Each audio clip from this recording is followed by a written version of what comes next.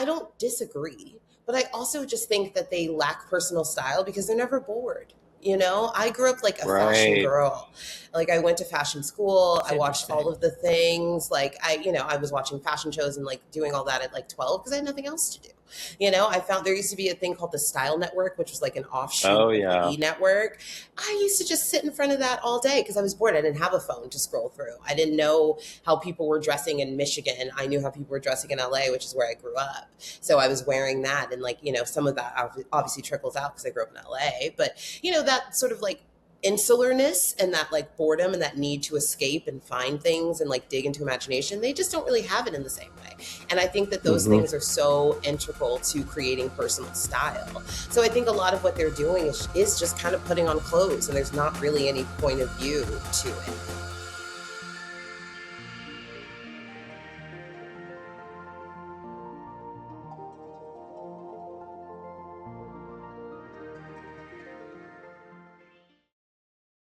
It's Hip Replacement.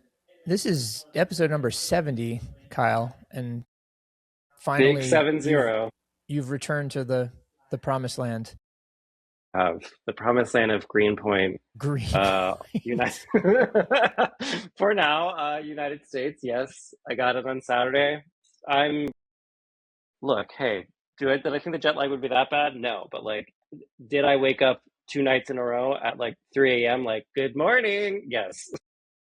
I mean, it's good you're in the city that never sleeps, because now there's stuff for you to do at 2 a.m. when you wake I was up. tempted to just embrace it, but then I was like, that is way too early to be like, I'm awake now. No. It's funny. I'm reading Harlem Shuffle, which is the first in the Colson Whitehead trilogy, Harlem trilogy, right? The third one just came out, Cool Machine. And in it, the main character starts to observe the sleeping schedule that pre-electricity most people observed, which is where you would go to sleep shortly after dark. You would sleep for a few hours. You would wake up in the middle of the night and be awake for a few hours, and then you would go back to sleep until morning. And there's a word for it, which is in the book, which it escapes me at the moment, but maybe you can start that schedule. Hey, that also, like, I think that it's funny enough, because I think that was also happening probably for most of humanity, because I think there was like a whole culture of that happening in like the Renaissance, whenever people would wake up and like have a little chat, have a little snack at like whenever, and then go back to sleep. Oh, it's still dark. Go back to like. It was the devil's hours. You would have sex. You would, get up to mischief. You would, do your accounting work or things that were, untoward. All of that. I will bring back the midnight accounting. All right. Well, so since we are here in the morning, we're here with Denayja, who is out in LA. Speaking of which, nice and early for you, and a little warm out there, Denayja? Hello. Yes. Suffering from the warming of the globe, as we all are. Right. 90 is a lot in LA. Miserable. But also, yeah. Ugh. It's also just my apartment too. I have one of those great like big 70s apartments, but they are insulated in the same way. So yes, I will survive. All right, good. Glad to hear it. The Denayja's Gaynorian exodus today in the pod. Well, she will survive. All right. Well, Kyle, how did we get to be here with Denayja? Will you explain as is custom? Yes. So Denayja Reese is a connector of people and things, which is a fabulous title. I love that title. And she's also, how that sort of manifests is she's a strategist, producer, marketer. You might have seen her on TikTok. You might have seen her on Substack, where she runs Will Sub for Culture, which is a fabulous sort of collecting of things happening in her world and beyond. We have been sort of like mutuals, and she's been a big supporter of the Trend Report. Nice. Obsessed is the appropriate word. Well, thank you. But we've sort of been chatty for some time, and we were talking about something else, and I was like, yeah, we need to have Denayja on, and here we are. Welcome. Hey. Thank you so much. I'm so honored to be here. You all have quickly become one of my favorite podcasts. So it's wild how Yeah, I'm like, wow, my manifestation is really clicking. I'm also like a woo-woo girl, so there will be astrology references. There will be things. So it's crazy that I just started listening to this, and now here I am. So let that be a lesson to all of you. Fantastic. 100%. Manifestors come on the pod. Well, so Denayja, being a connector of people and things is intriguing but also potentially quite broad. Is there a way to understand better the types of people or the types of things or the people you connect with things? How does it all A little bit. I think with Will Sub for Culture, for example, with my Substack, I'm connecting people to culture, which is really so satisfying because culture is really the heartbeat of my life. You know, it's art, music, fashion, film, not to quote Charlie XCX, but you know, all of these things are so important to me. Queen of the pod, queen of so many things. Kyle is not a fan, so this is a running joke. Recovering fan. I don't know. I'm team Charlie. Kyle is team not that's Charlie. Fair. So, Truthfully, I'm a bandwagoner. I hopped on at Brat. I'm riding this whole music, fashion, film thing. Okay. I'll see where it goes. You know, I was talking to an old friend last week because she just saw her at Outside Lands, and she was like, "Do you remember when she was so new 12 years ago?" And we like kind of thought she was a joke, right? You know, so yeah, there's that. But yeah, so I connect people to culture by telling them what I'm listening to, what I've read, what I'm thinking about, what excites me, which has been really satisfying too. I feel like we're in such a dismal time of life, as we all know, for so many reasons. So sharing with people things that I think they're going to like, that are bringing like joy and excitement to my life, and having a sort of home for my opinions has been great. So that's the way I'm like always connecting people to things. I'm also like the friend who has a friend or like an idea or a service for you. Like if you tell me anything, I'm like, oh, you should look into this. Oh, you should go to this thing. Oh, you know, and I'm constantly looking for that. So I'm always sending text messages of read this, look at that. We got to watch this show together. We got to see this thing. And then in terms of people, it's just really intrinsic to who I am. Like I'm just always bringing people together because I love it.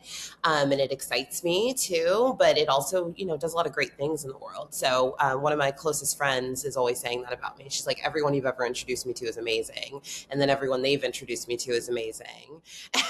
And so, so I'm always wanting to bring people together. And this year I actually started a workshop. Oh, go ahead. Oh, nice. Well, I was gonna say that is like crucial work. Like I feel like I do similar things, and like it's very I'm sure you know this, like the issue with that, but I know you do some similar things too, is like it's amazing, but sometimes like the party host can feel lonely too. So make sure that you are like getting that sort of like not credit for it, but like I mean you're doing it more like a business capacity too, but like I definitely know that I, you know, oftentimes love bringing people together, but then everybody's having a great time and I'm like doing dishes in the back. So like make sure you're not always doing the dishes. Yes. You know, I'm so glad that you said that because I've recently released myself from the martyrdom of that. I grew up with like women, seriously, I grew up with like women who are always hosting and like taking care of people. And, you know, sometimes I'm like, are you doing this so you can complain about it? And I just don't want to repeat that pattern, honestly. So I'm learning to like relinquish the things. Like I'm hosting Thanksgiving this year and I was like, I've got a turkey and mac and cheese for you. I will be assigning the rest. And that's going to be that. I'm doing like 6 to 8 people, like which is the appropriate thing to do. It's because the martyrdom thing is very real. I have plenty of that in my orbit, and beyond that, it's just like you're playing the martyr is exhausting for everybody else. Like just take it, like give everybody else a break. Like we understand you're conscientious and you're thoughtful and you're concerned, and just have a drink, sit down. It's okay. Seriously.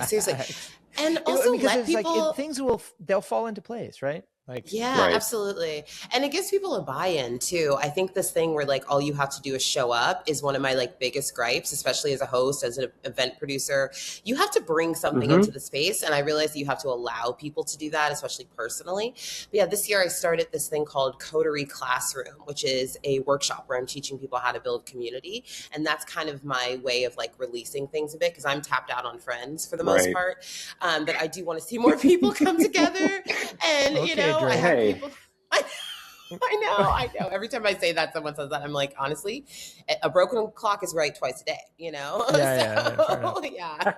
And that's like great. Hey, that's good. Good that you're like, even in quote unquote, say a friendship recession, relationship recession, whatever you want to call it, is like, that's still, it's very easy to recognize or not recognize that maybe you are doing too much. You have too many relationships. That is burning. That's another thing that's burning you out too. And like, that is very real and very easy to let run away from you. Yes, so good absolutely. For you. Thank you. All right. So two things. We need to talk. Speaking of doing too much, we need to talk about these Gen Z kids and their clothes. But first, I want to get a quick hot take from the two of you. You reminded me because of the Charlie reference.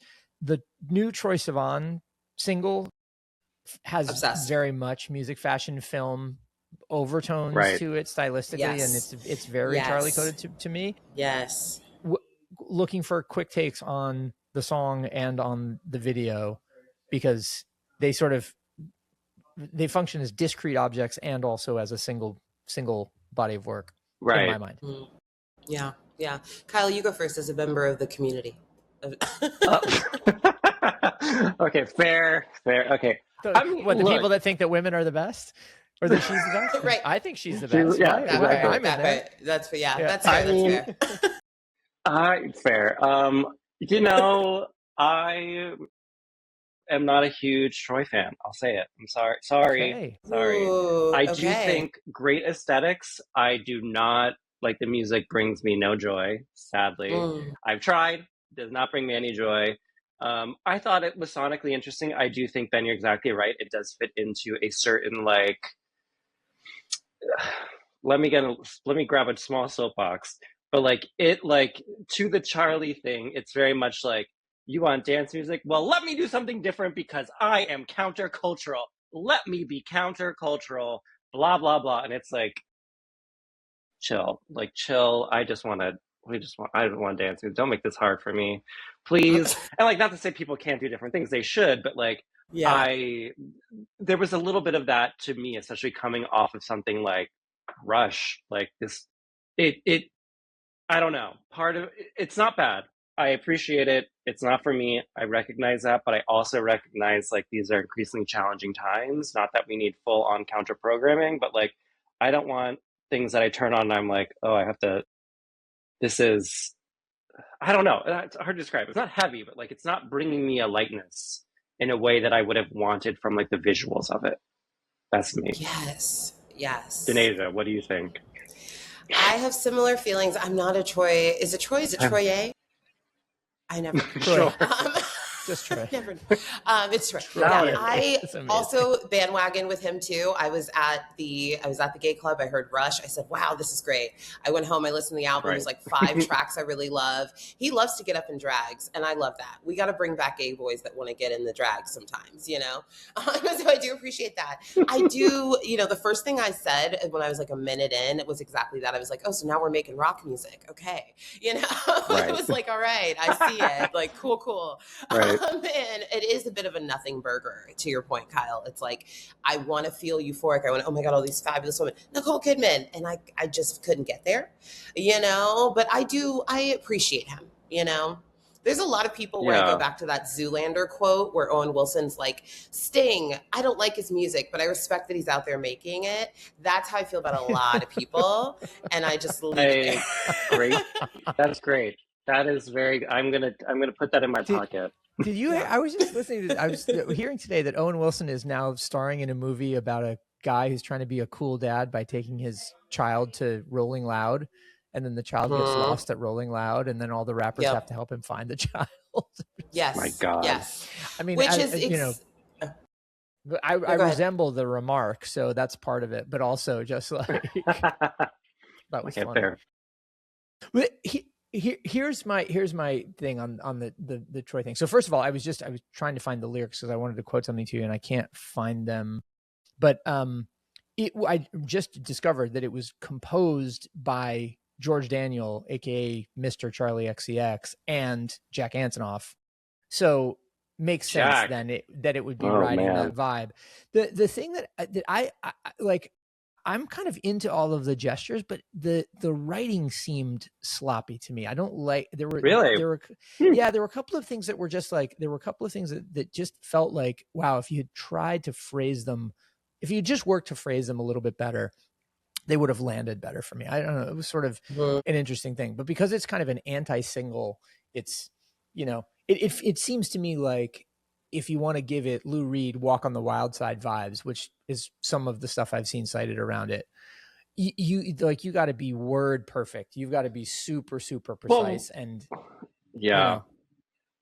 It didn't get there for me. Lou Reed Choice of On bingo card. Their new sentences are born every day. Let me say that. Well, it's okay. So speaking of new sentences being born every day, the sentence du jour is, hold on, let me find it. Gen Zers dress like they've never worn clothes before. Now, I can't say with 100% certainty that my friend Thomas Morton, who was the author of the article, came up with that headline, but it does seem like a very Thomasian or Mortonian sentiment there. So I wouldn't be surprised if he did. He probably sold in the article with the headline. I was at an event 2 years ago where I ran it. It was an event to launch a garment that the Throwing Fits guys did with 316, the denim and, cool men's clothing brand. And I was telling Lawrence and James that I had a then 17-year-old, and they were like, what does he dress like? Does he wear everything all at the same time? That was the first time I'd seen this sentiment introduced. And what Thomas is basically saying is like, yeah, this is like, these kids are just the kings and queens of pastiche. But what did you guys make of this article? Because I found some, there's the hook is good, but it also is not really about the way the Gen Zers dress. Totally. Oh yeah. Denayja, go ahead. First, I am not a big fan of the dumping on Gen Z. I think it's just, it's enough. It's, first of all, they're going through so much. Speaking of the warming of the globe, it's just like everything that's just like, they're so bad at this and they can't do this. And we used to have this. It's enough. And I also think doing it without giving them any guidance or anything to move towards is very strange. It's starting to get a little bullying at this point, I think. So that's kind of my first thing. It's like, leave the youth alone. I don't disagree, but I also just think that they lack personal style because they're never bored. I grew up like a fashion girl. Like I went to fashion school. I watched all of the things. Like I was watching fashion shows and like doing all that at like 12 because I had nothing else to do. I found there used to be a thing called the Style Network, which was like an offshoot of the E Network. I used to just sit in front of that all day because I was bored. I didn't have a phone to scroll through. I didn't know how people were dressing in Michigan. I knew how people were dressing in LA, which is where I grew up. So I was wearing that. And like, some of that obviously trickles out because I grew up in LA. But, that sort of like insularness and that like boredom and that need to escape and find things and like dig into imagination, they just don't really have it in the same way. And I think that those things are so integral to creating personal style. So I think a lot of what they're doing is just kind of putting on clothes and there's not really any point of view to it. And that's disappointing to me. And I wish that it were different. And I refuse to acknowledge Hailey Bieber as anybody's style icon.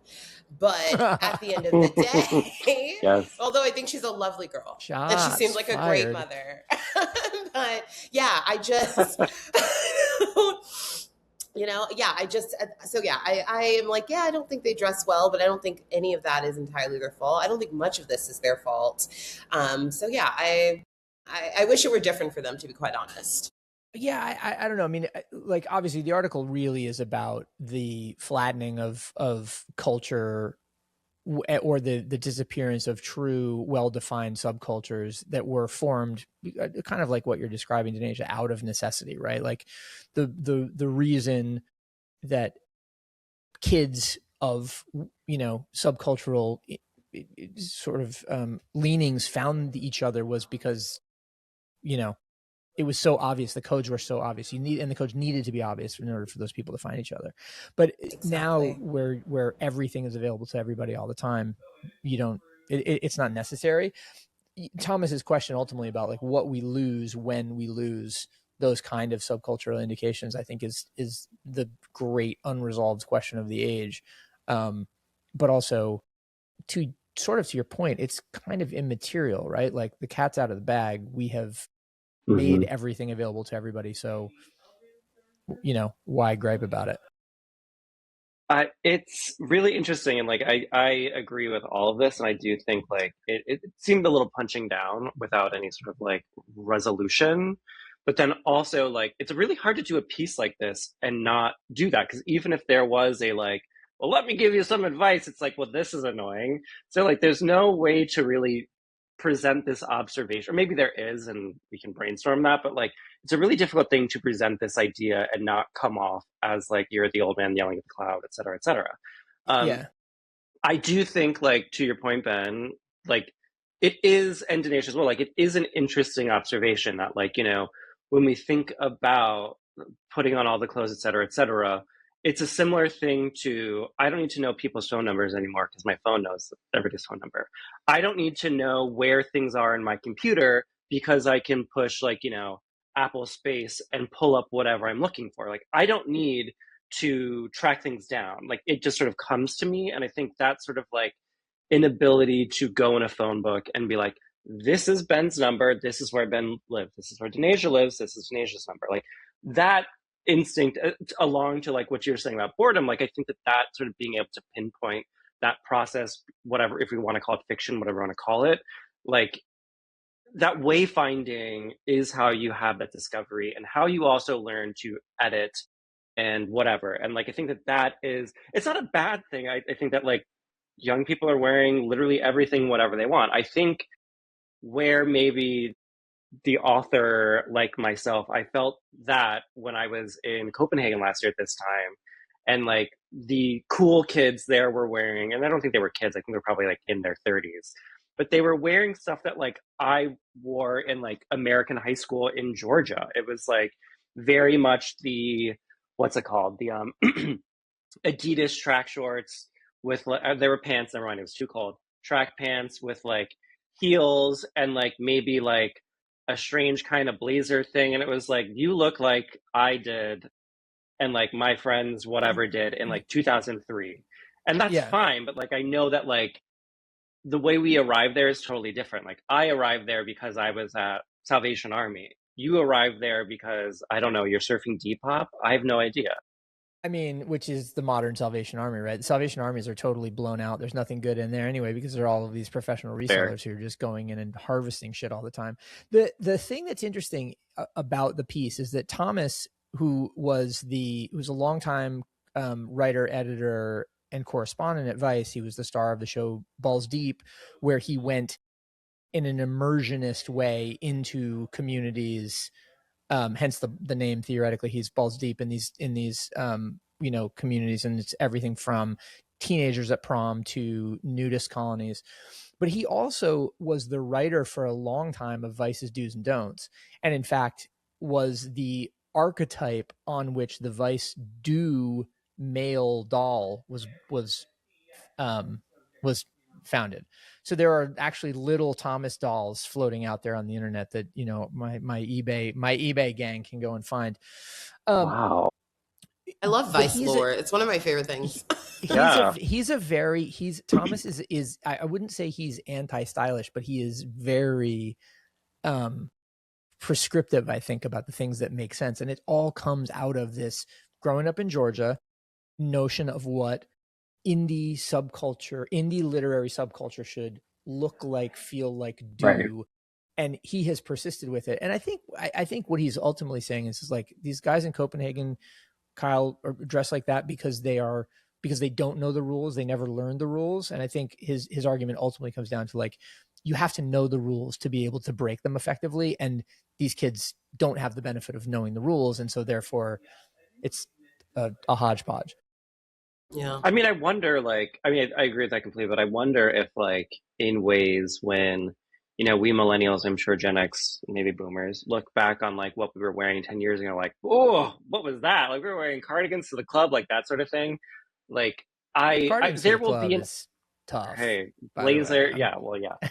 there will be a version of that for Gen Z for sure. But I wonder if like when I look back at those photos or like American Apparel era, I don't necessarily see somebody lost or sort of like looking for who they were. I see somebody really like sort of like centered in who they were. I wonder if like when Gen Z 10 years now from looks back is like, oh, I was like lost. Like I was sort of looking for something, like the pastiche was me being lost at sea because everything was lost and fluid. And I wonder if that will ultimately be the takeaway from it or if it would just continue to develop. But like I feel like that might be both cause and conclusion. I don't know.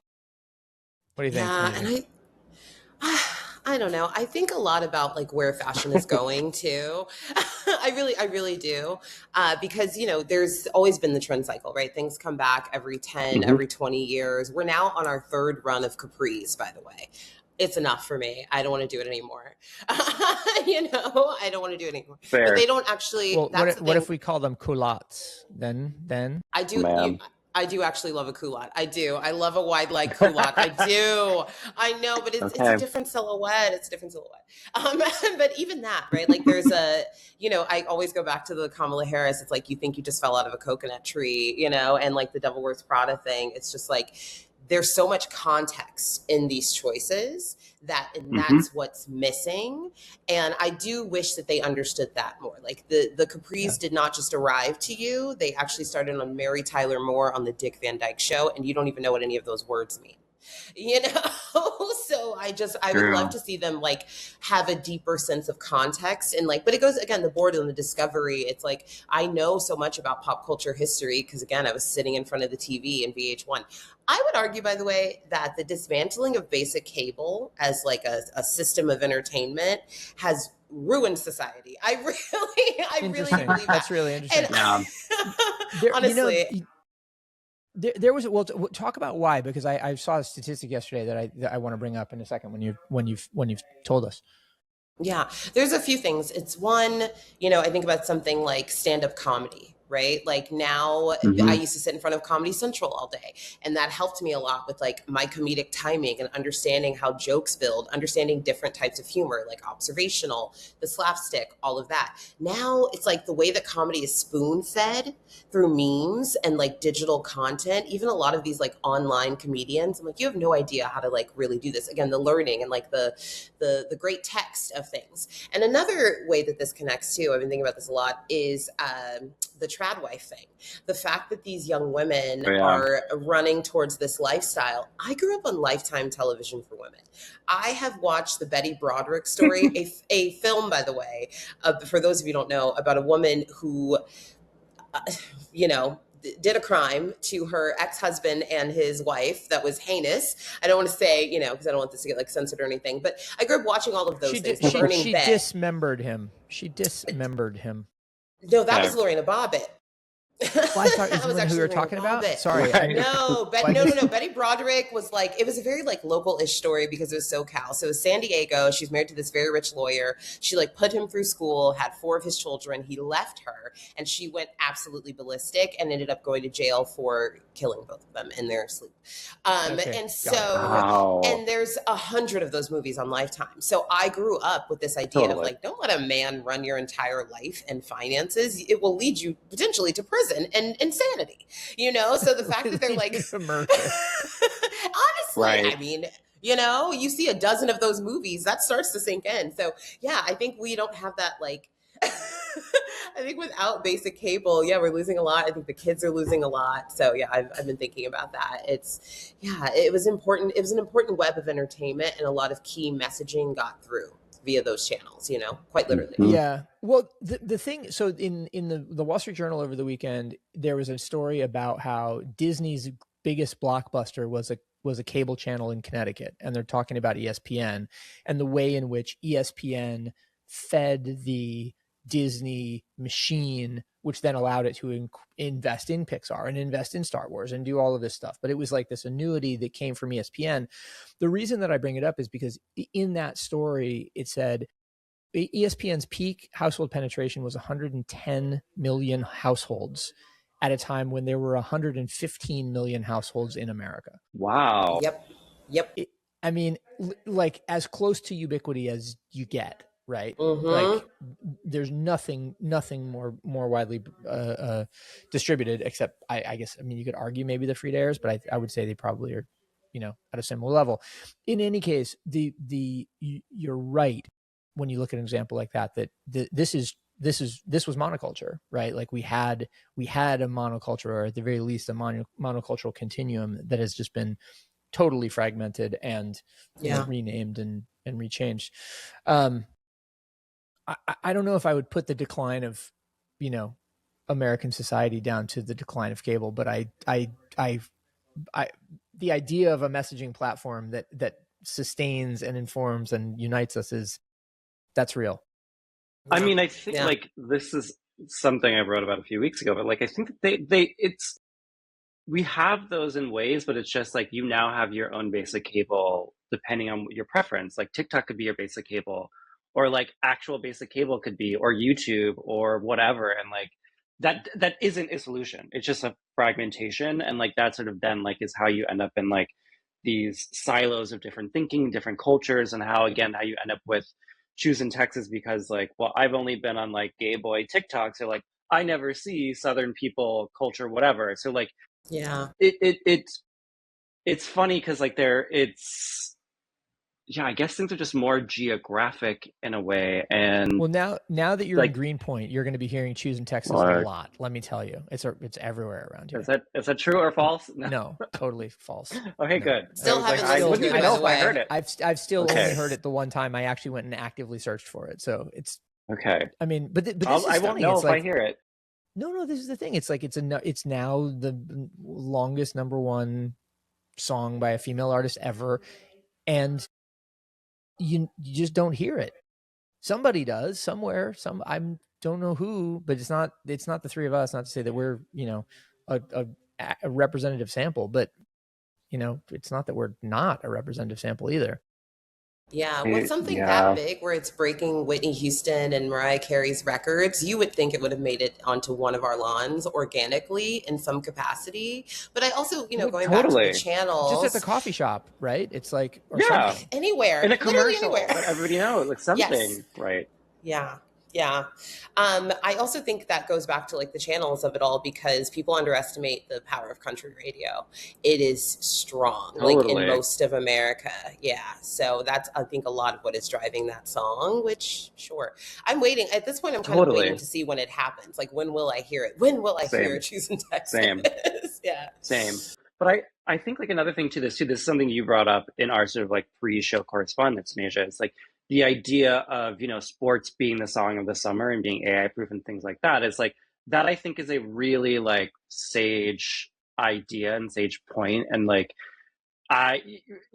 maybe sports now is not at the ESPN numbers that Ben, you quoted earlier, but like, I do see obviously an overlap between like country music culture and like ESPN sports culture. And they're probably very much like in a bumper in and out of some sports happening now has been Choosing Texas. And like those people are like, yes. And so like it's self-fulfilling prophecy in a way. But like it's really interesting because like this week also, or last week technically, there was news of the Lakers being sold to Bob Iger and a Kushner, and then like the Yankees being sold to private equity. And it's like,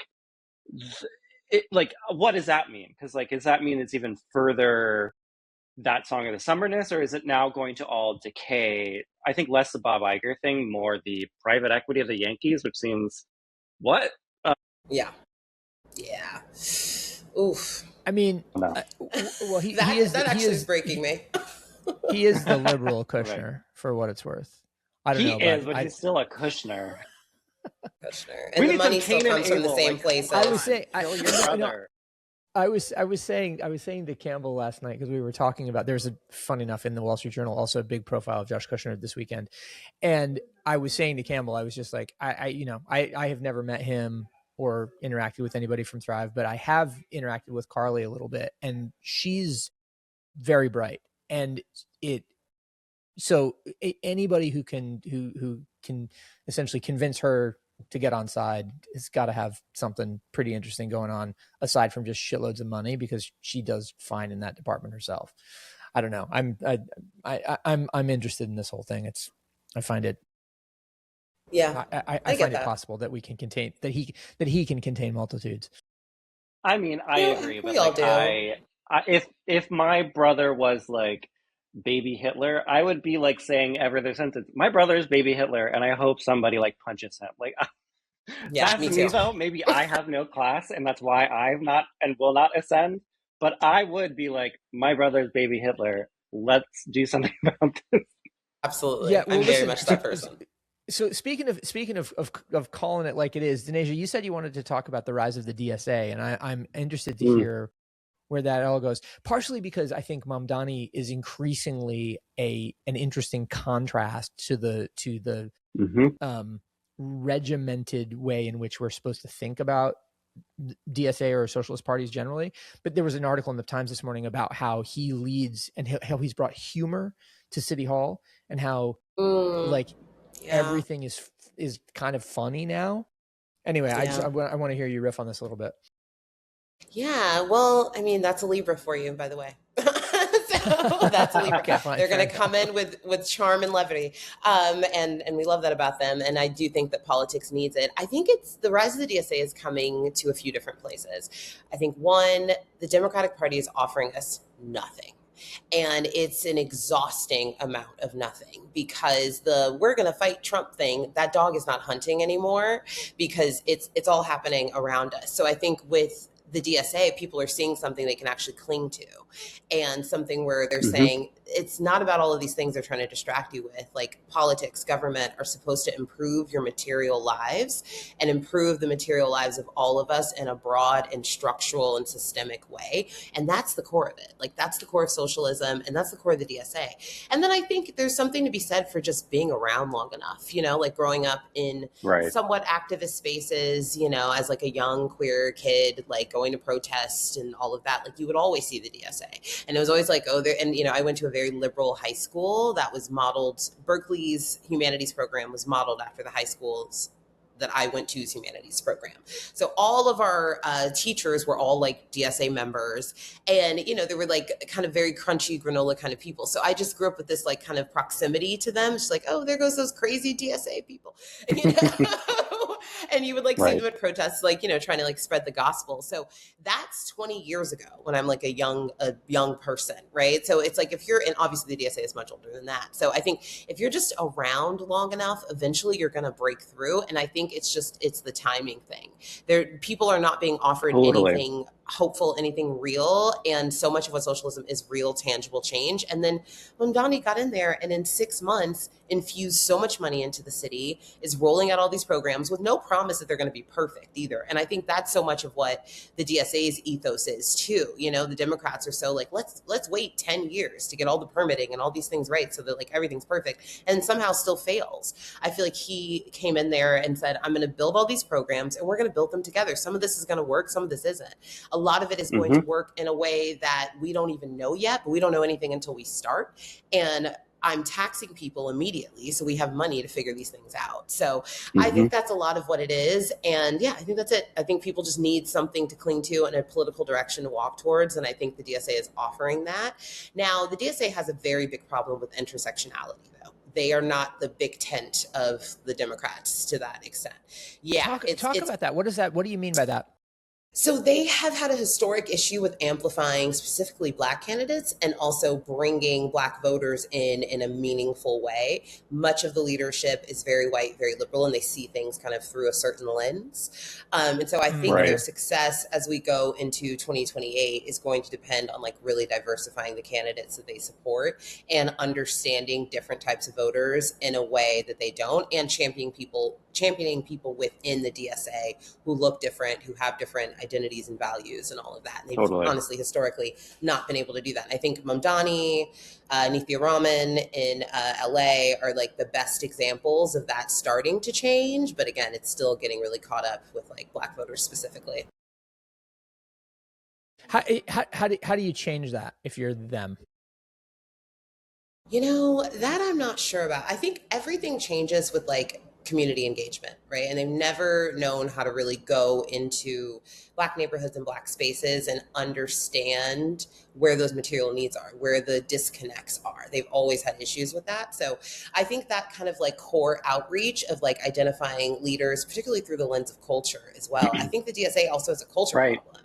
You know, they're not really existing in like arts and creative spaces in the way that they actually really should be. So those are kind of my initial thoughts, but I'm no political strategist. Totally. I mean, I feel like we will get there, and like I think that a big part of it is like, and I don't know, like I think you're exactly right. Like this has been a long time coming in a lot of ways. Like both of these things, like their culture, their problems, and like the culture that's sort of existing. Because I remember being in LA and following their work and following their voter guides for years. But like, I do think like when I look at for the past few years, like the voter guides of DSA, that is DSA LA, like they have been pretty good about diversity, at least let's say like Latin diversity, like Latino, Latina, like that community is definitely very present in LA, like you would think, but also there's a huge Black population as well. There's a huge Chinese, Korean, Thai, there's a bunch of different populations, and like it maybe is not representative of the full city, but I do feel like it is trying. But I think like, again, like the issue you're talking about is like in the middle, because like we can have that in New York and in LA, but that's not the whole picture by no means. So like that is, it's funny because it is like trying to solve the problems of the larger Democrat establishment while also repeating some of its biggest issues. And like, I think it will get there. I think if anybody's going to get there, it will be the DSA. But I think, you know, it can't be as sort of like flippin' fun as, I don't know, like for example, like was it last week? It was last week. The whole like woke one was crazy thing was like, look, great meme, great joke, but like AOC, rare fumble of like saying something in public that like was definitely more of like obviously Chio saying like queer, like progressive people joke, like don't carry that forward unless you can back that up. Like she could maybe do that, but like even then it's like bringing that something so complicated and nuanced and intersectional in a way to the masses is like recipe for disaster, and clearly it was, and like it really backfired. Yeah, it really did. I missed this entirely. My algo did not reward me with. You missed that whole thing. Oh my god. Yeah. Okay, so I learned about it via Trend Report, by the way. Okay. Thank you. No wait, wonder, Ben, do you know? As do I learn most things. Yep. There we go. Ahead, but like, so the phrase "woke one is crazy" has been a meme for a few years or some time, which basically is sort of like an acknowledgement, more about some of the performances or theatrics of being woke in the maybe late 2010s, early 2020s, made most famous or sort of best represented by the, you know, Nancy Pelosi taking a knee wearing a kente cloth like stole. Like that is like great example of Chuck Schumer too, like of woke one was crazy. Like these sort of like performance theatrics of progressive ideas without sort of actually delivering on them. So that's the joke. But then AOC was on, I think it might have been Meet the Press. I may be wrong. And she mentioned it. She was like, you know, as one of my council members says, woke one was crazy. And this was in reference to Francesca Hong, who was having that whole controversy about like, you know, canceling Thanksgiving. When you come out against Halloween, it's over for you. So all that sort of stuff, it was like she sort of represented a bygone era of thinking in a lot of ways, and she still did quite well. She didn't win, but like that was what AOC was acknowledging. But then as a result of taking that language and delivering it without the nuance of just like, there were some things that we did at that time that were maybe a bit overblown, even if the intention was correct. That's what she should have said, because like that then opened up the critique of people saying, and rightfully so, is like, you know, was maybe saying abolish the police a bit too strong? I don't know, but like it's well intentioned, and like that idea was correct, even if say the language and the approach may have been sort of co-opted and turned into something that wasn't really. And like that is where it ended up getting in hot water, was that it was like, well, you're sort of like, you're playing politics now, and you're somebody who has been really genuine, and that was disappointing. I don't think it's the end of the world, but it sort of played into last week's like think peace slop culture. Yeah, no. I heard the phrase. I heard AOC being involved in it. I did not hear the sort of specific context of the mention. But I think, people did, agree that woke one was crazy and that Wow. Yeah. There was by the way, yeah. Have you guys watched sorry, just really quickly, Denayja, have you seen the first episode of Ted Lasso, the new episode of the new season? Oh my God, it is trying so hard to be really worthy, one of those. Trying so hard to be worthy. It's such dreck. And just like that. Oh, awful. Don't even get me started on And Just Like That. Because I will go. Anyway, Denayja, you were going to say something when I jumped in with that. What were you going to say? Well, I was going to say too, another thing, just thinking about the candidates and like the cultural disconnect, because that's the AOC example is such a great example of that. I don't think that the people that they're working with on these campaigns, I think that the establishment of like, you go find the campaign manager that won X race somewhere. I think those people who understand how to play the game of politics and winning elections need to be fully hand in hand in partnerships, honestly, with people like us who understand culture. Absolutely. And as marketing is imploding as an industry, I do think we're going to see a lot more people from our world moving into politics and working on these campaigns because someone should have said, hey, there's a deeper context to this. And I think we think about things through that lens. And to be fair, she's not actively running for anything. So she isn't as like dialed in with like wanting to be on her P's and Q's in that way. But I think she will be soon. I think we all know that. Yeah, exactly. I don't know if she's not running for anything. I think, Exactly. So I think there needs to be a real someone in the room to raise a hand and say, hey, this is not going to curl all the way over.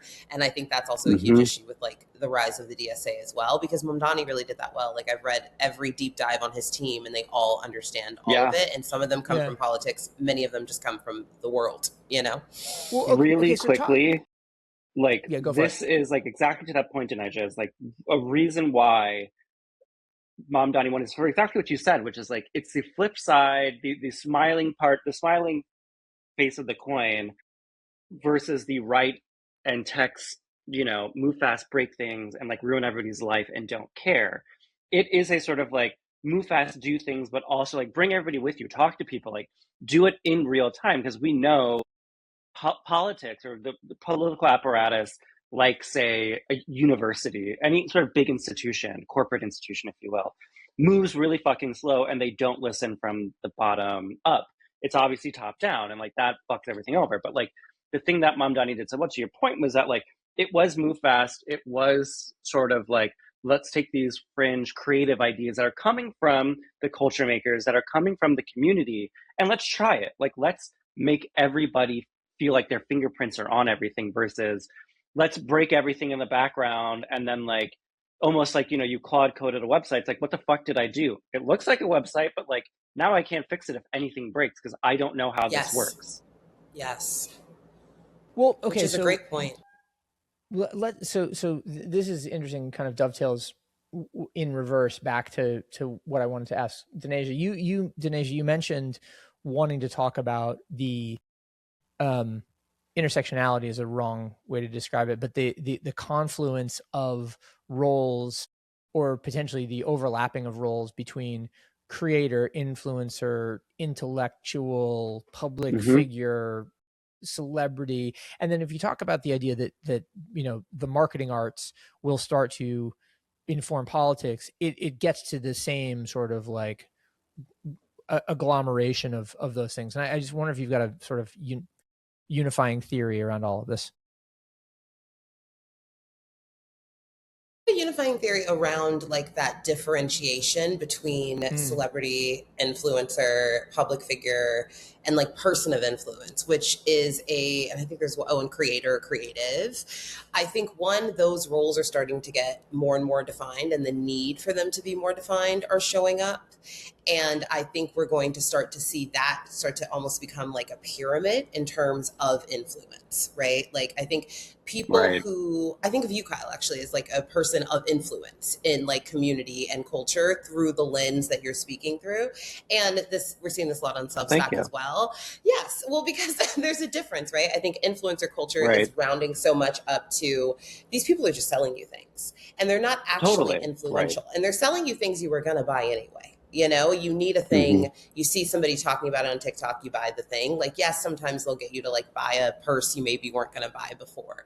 But I think as we move into the future and like the future we're all building together, I think the idea of what makes a person influential and how, and that being weighed against what they do with that influence is going to start to kind of shift. And it's going to start to become a bit of like a pyramid and a funnel where I actually think celebrities are going to be at the bottom.